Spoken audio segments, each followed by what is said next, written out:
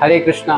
तो जैसा कि आप सबने सुना होगा कि जो टीआरएफ के द्वारा अभी 22 अप्रैल को दोपहर में 3 बजे के लगभग में कायरो की तरह हिंदुओं के ऊपर आतंकवादी हमला हुआ कश्मीर के अंदर, जो कि पहलगाम में।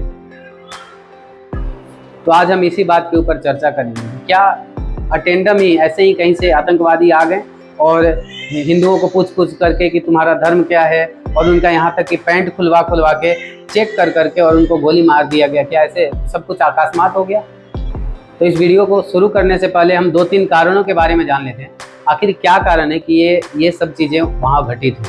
वैसे तो कई कारण हो सकते हैं, लेकिन वहाँ पे जो मुख्य कारण है उसमें से मैं आपको नाम गिना देता हूँ कि कश्मीर में अभी राम कथा चल रहा है, जो कि मुरारी बापू जी के द्वारा डल झील के पास, तो वहाँ पे राम कथा चल रहा है। तो एक कारण तो ये है कि जो इस्लामी कट्टरपंथ है वो देखना नहीं चाहता कि हिंदू या जो भारत है ये इस तरह से कैसे तरक्की कर सकता है।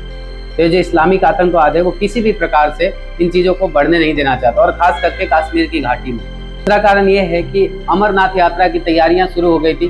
15 अप्रैल से रजिस्ट्रेशन भी स्टार्ट हो गया था, और 3 जुलाई से लेके और 14 अगस्त तक वहाँ पे अमरनाथ यात्रा होनी थी।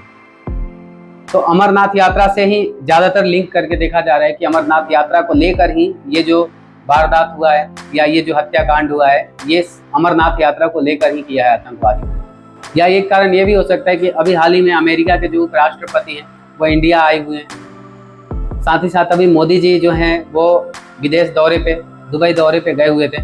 इन सबको देखते हुए और पूरे प्लानिंग के तहत ये कार्य किया गया है। तो ये जो है आतंकवादी जो अटैक हुआ है, इसमें 3 संगठनों के नाम आ रहे हैं। तो पहला संगठन जो है जिसने इसकी जिम्मेवारी ली है वो है टीआरएफ। लश्कर-ए-तैयबा का ही ये संगठन है, और उस संगठन के अंतर्गत ही ये टीआरएफ काम करता है, जिसमें कि बहुत सारी ऐसी ट्रेनिंग दी जाती है किस प्रकार से तुमको लोगों को मारना है, फिर जंगलों में भाग जाना है, जंगलों में छिप जाना है। पर सबसे पहले कहीं ना कहीं ये सवाल उठता है कि जो आतंकवादी आ रहे हैं, तो आतंकवादी आखिर वो पाकिस्तान से क्या डायरेक्टली ऐसे इंडिया में आ जाते हैं और किसी को कुछ पता नहीं चलता? वो इतने दिनों से रह रहे हैं, इतने सारे प्लानिंग्स कर रहे हैं, और वहाँ के लोगों को पता तक नहीं है, लोगों को भनक तक नहीं है। क्या ऐसा हो सकता है?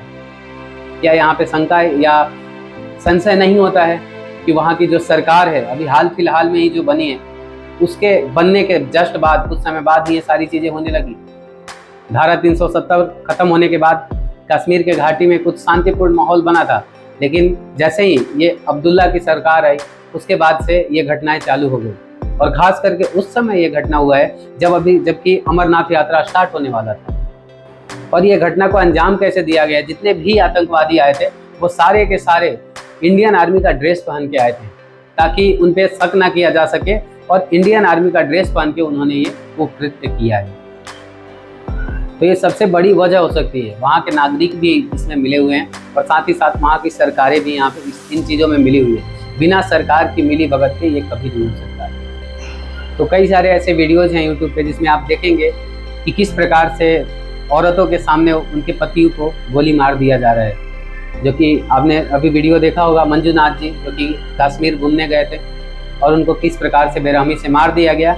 और जब उनकी पत्नी बोलती हैं कि तुम मेरे पति को तो मार ही दी, अब मुझे भी मार दो, वो क्या बोलते हैं कि तुम जाके और ये जो भयानक वारदात है ये मोदी जी को बताना। और एक सवाल ये भी है कि अगर उनका दुश्मनी मोदी से, तो फिर हिंदुओं को चुन चुन के क्यों मार रहे हैं? उनको तो भारतीयों से दुश्मनी होनी चाहिए ना। क्योंकि अगर तुम्हारा किसी देश के प्रधानमंत्री से दुश्मनी है तो इसका मतलब है कि उस देश के वासियों से तुम्हारा दुश्मनी होगा। तो उस देश के वासियों से ना होकर सिर्फ एक धर्म के प्रति तुम्हारी इतनी नफरत क्यों? अगर उनको मोदी जी से वास्तव में दुश्मनी होती तो वो वहाँ के सारे समुदाय, वहाँ पे हिंदू मुस्लिम ये सब नहीं पूछा जाता, उनको भारतीयों से दिक्कत होती और वहाँ पे हर एक व्यक्ति को गोली लगी होती। लेकिन सिर्फ और सिर्फ वहाँ पे जो भी 28-30 लोग जो भी मरे हैं वो सिर्फ और सिर्फ हिंदू मरे हैं। जितने भी घायल हुए हैं वो सिर्फ और सिर्फ हिंदू मरे हैं। इसका मतलब क्या है? तो ये सोचने वाली बात है कि ये जो वारदात हो रही है, ये सब जो हत्याकांड या ये सब जो अंजाम दिए जा रहे हैं आतंकवादी संगठनों के द्वारा, ये सिर्फ उसी समय क्यों दिए जाते हैं जब ऐसी बड़ी यात्राएं, अमरनाथ जैसी यात्रा या फिर बड़े धार्मिक त्यौहार निकलते हैं, उसी समय धमकियां भी मिलती है कि हम तुम्हारा ये कर देंगे वो कर देंगे। बाकी सब कम्युनिटी के लोगों को क्यों नहीं ये धमकियां मिलती हैं? अभी हम देख सकते हैं कि हरियाणा में नूह नामक जगह पे इतनी बड़ी जमात आ रही है तबलीगी जमात के नाम से। उसके लिए तो कभी किसी ने मैसेज नहीं किया कि हम वहाँ पे बम से ये कर देंगे, ऐसे कर देंगे।